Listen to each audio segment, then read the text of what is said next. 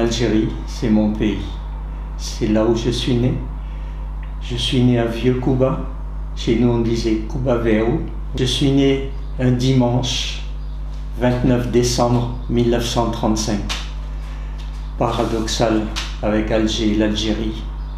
Il neigeait ce jour-là. Alors quelque chose qui m'a ému, qui m'a pénétré profondément et dont je me rappelle intensément, c'est le moment où j'ai levé le pied à Mers el-Kébir. C'était le 28 avril 1962. J'étais officier, j'avais fait l'école de Cherchel, j'avais fait un an à Sidi Bel Abbès. Et puis, le 28 avril 1962, je me suis retrouvé à Mers el-Kébir. J'avais une affectation en deuxième lieu pour les 6 derniers mois, comme instructeur dans un centre d'instruction à Arras. Et donc à Mers el-Kébir, je montais sur l'aile Mansour qui me ramenait sur Marseille. Mon pied gauche était déjà posé sur la première marche de cette passerelle, mon pied droit toujours fixé sur le sol de mon Algérie. J'ai eu un mal fou, instantanément, à décoller ce pied de cette terre. Ma pensée a été unique. Adieu mon pays, fini, et mes tombes. Pour nous, c'était un culte, le culte des morts. Nous allions tous les dimanches à la messe. En sortant de la messe, nous passions au cimetière.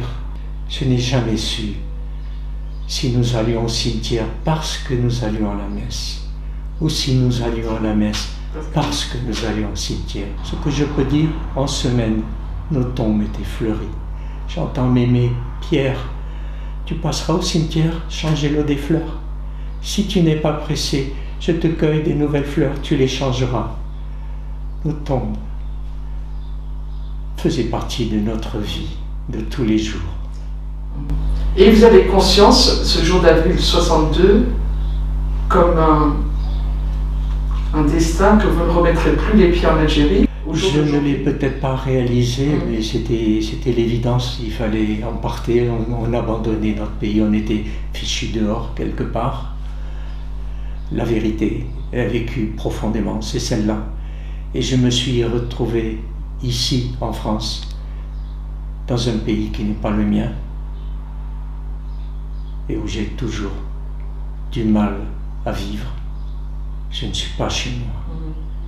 C'est ma France, c'est ma patrie. Toute ma famille s'est battue pour la France en 14, en 39-40. Là, nous étions français et on n'a rien regardé.